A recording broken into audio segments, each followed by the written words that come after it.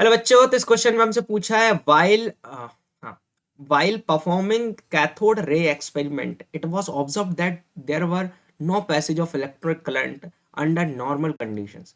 Which of the following can account for the observation?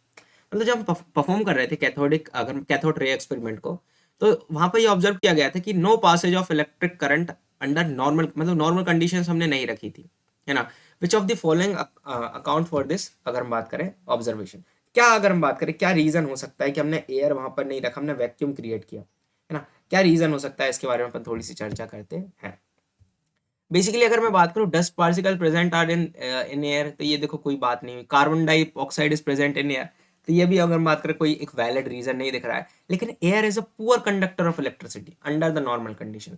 तो अगर air conduct ही नहीं करेगी, अगर हम बात करें इलेक्ट्रिसिटी को, है ना, अगर हम बात करें इलेक्ट्रिसिटी कंडक्ट ही नहीं करेगी, तो वहां पर हमें एक्सपेरिमेंट को अच्छे से देखने को नहीं मिलने वाला। ठीक है, हाँ भाई। तो यही कारण था कि हमने वहां पर क्या क्रिएट किया, वैक्यूम क्रिएट किया।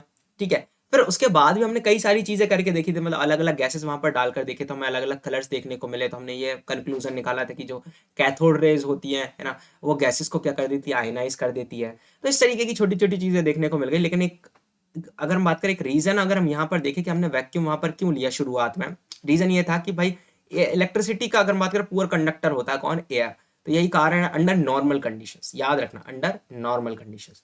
सो हमने ये सारी चीजें देखी थी। आई होप तुम लोगों को ये समझ में आया होगा। धन्यवाद।